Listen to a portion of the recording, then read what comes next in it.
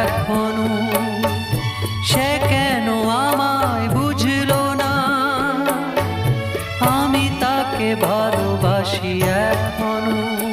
তার ব্যথা পাবি মোর ব্যথা, তার সুখে আমি হাসি এখনো।